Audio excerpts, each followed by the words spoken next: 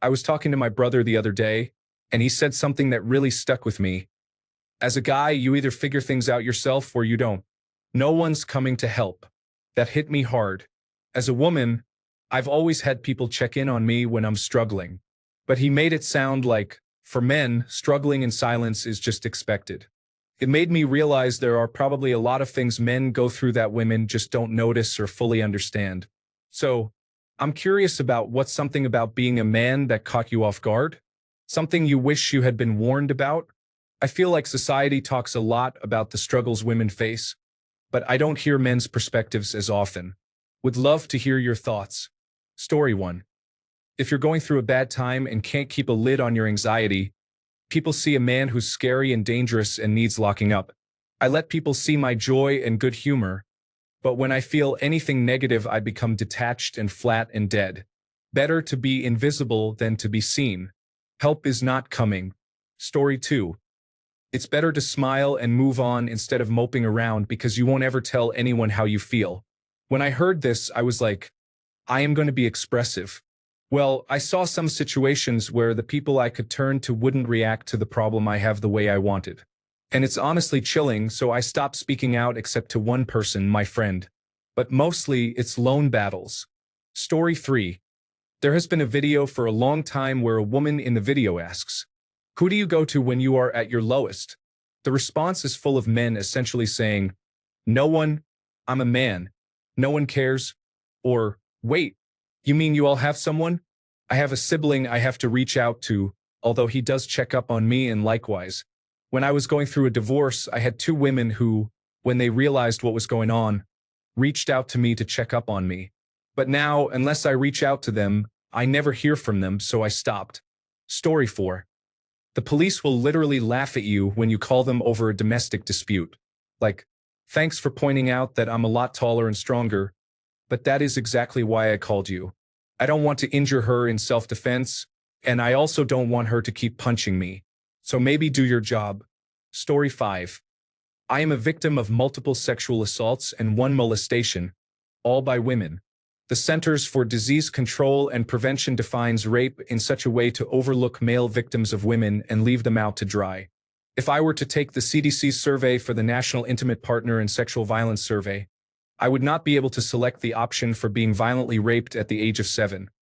I'd need to choose the box for being made to penetrate someone as a minor. Our society can't even call it what it is because of what's in the pants of the person who did it to me. Marital rape started to be considered rape far too late. Female-on-male rape still isn't considered such by most Western nations. 1 in 9 men. If this issue affected women, people would care, and it would be called what it is, rape culture. But it doesn't, so nobody cares and nobody works to fix it. Because who it affects is a group nobody cares about. A group I am a part of. This is a large part of the reason men kill themselves so often. Women attempt more but get help more often and ultimately survive. Over half of men who kill themselves had been in contact with a support system in the previous 48 hours. But those systems aren't built for us, so we don't get the help we need. For every 38 men you meet, statistically at least one of their lives will end in suicide. That's more common than a woman dying from breast cancer, and about as common as an autism diagnosis. It's macabre, but you've most definitely met more than 38 men in your life. It's not a question of if, it's a question of who and when. If the male suicide rate shrank to the female suicide rate, the average male lifespan would increase by 6 months. Not if you eliminated suicide, just if you balanced the scales. Something is clearly broken, and nobody has cared enough to check what. I can speak to part of it, but this comment is already super long and I don't want to dominate the comment section. Story 6. I could give a lot of answers, but the expectation to handle my own problems like an adult, even in extremely difficult situations, can be overwhelming.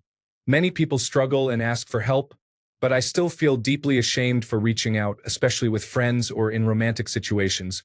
Don't be a burden. Be reliable. Be stable. Practice emotional regulation.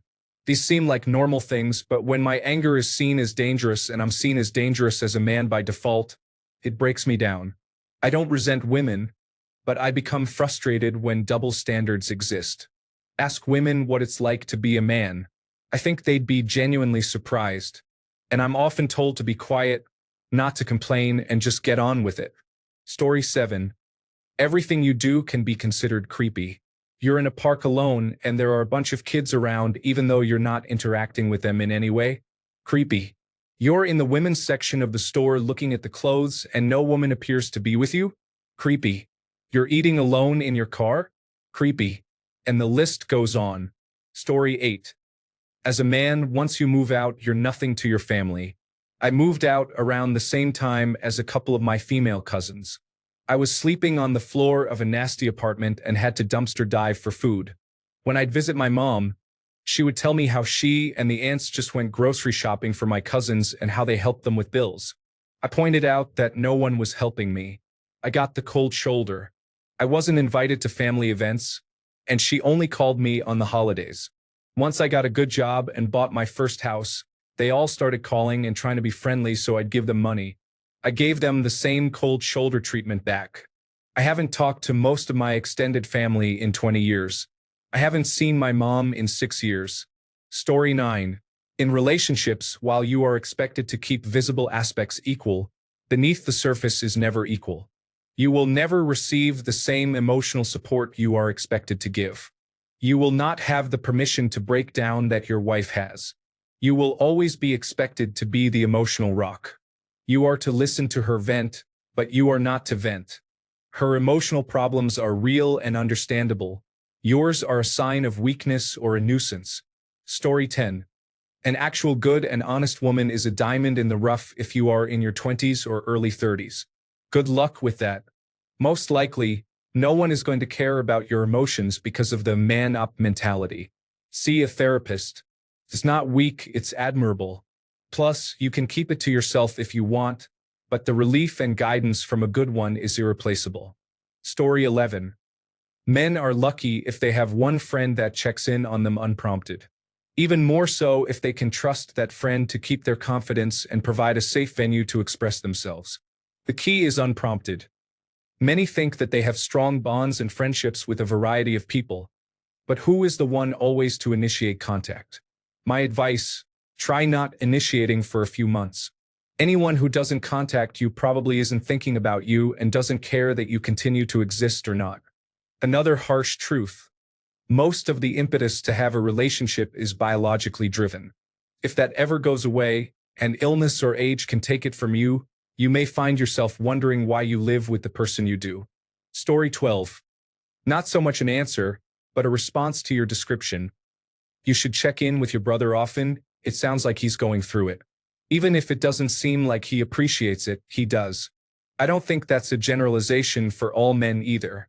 I think we, as men, generally have a more difficult time admitting that we need help because we're sort of conditioned to believe that we're the person you go to for help by watching our fathers, some of us at least. That being said, some of us can admit we need help. For me, it took a fair amount of therapy, but I've become emotionally mature enough to understand I have emotions that need tending to. My brother's always been great with this. My family and friends are great, and they check in on me all the time, vice versa as well. I can't speak for them, but just to "how are things with you?" text from people I care about every now and then has drastically helped me in life. Check in with your brothers, both biological and otherwise, and your sisters, mothers, and fathers as well, but that didn't really fit my theme. Story 13. Most abuse isn't physical. It's emotional and verbal, and women are masters at it. Female abusers are normalized, joked about, and even cheered in society. Educate yourself on what those types of abuse look like, and never let anyone use excuses like premenstrual syndrome, hormones, or whatever else to justify bad behavior. You aren't going to find support or understanding externally, but if you work on your internal strength and develop a strong sense of self-worth and boundaries, you can mitigate most of the abuse you will face. Story 14. How much the emotional neglect hurts and is never provided for. It's so miserable to have so much work to do around useless things. How much does it even cost to live anymore? How much is an iPhone with artificial intelligence that will tell you anything you need? Put me in a rundown mobile home with spooning, candles, snuggles, and happy tears. I'd take that over a cold, dead mansion or penthouse every single day. It was such a mistake for humans to focus so much on the material, and now we're just addicted to that outlook. In an era where emotional support is so much more valuable to the human experience than material things, is it really any wonder why you see men dropping out of school and disengaging from work? Traditionally, masculine roles have never been less useful.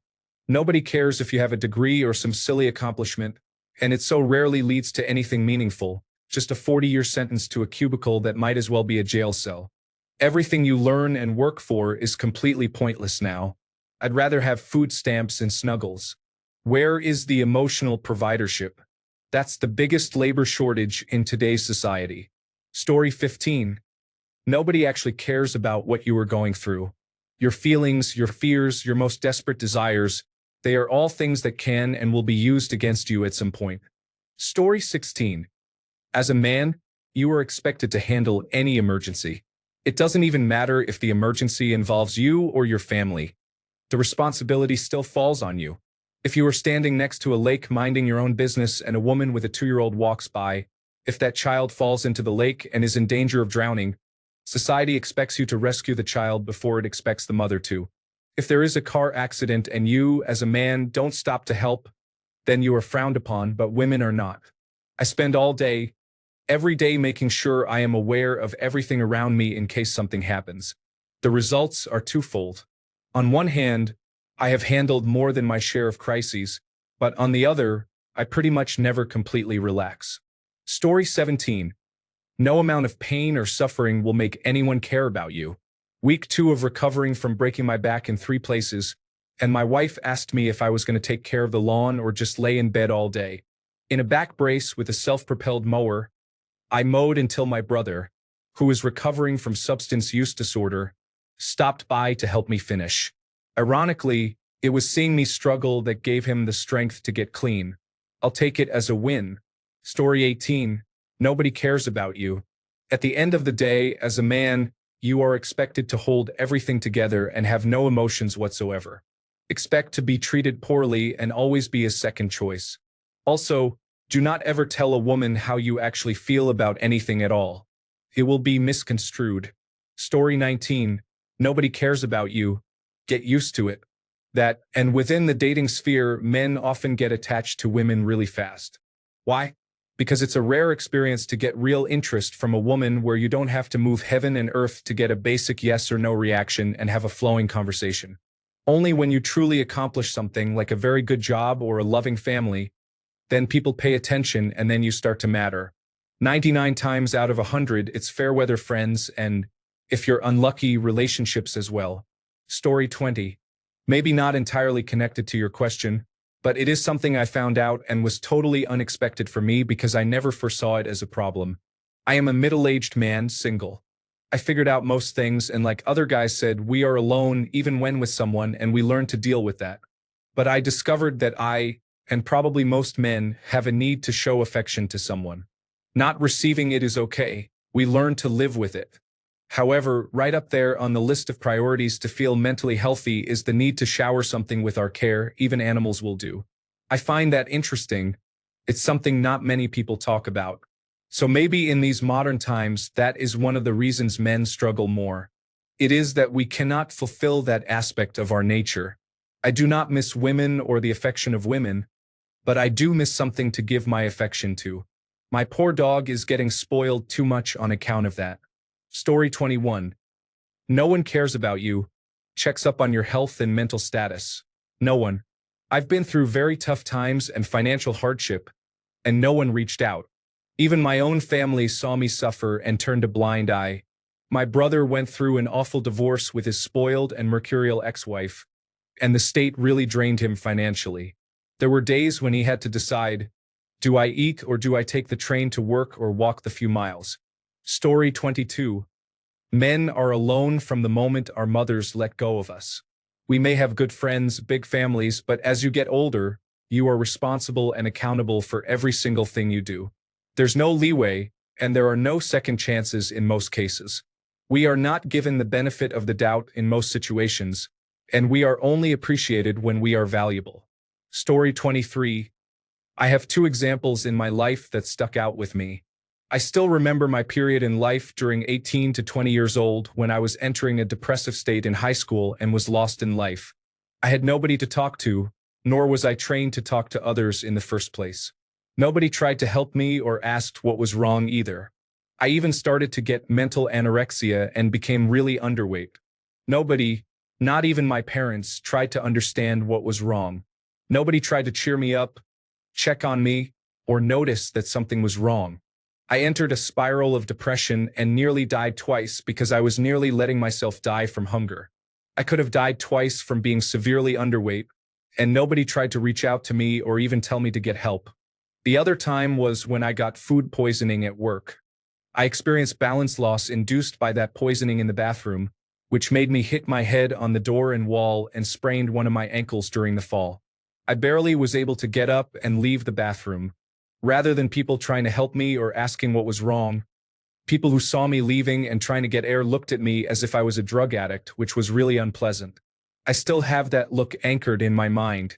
I could have fainted on the spot, and people would have looked at me like I was trash.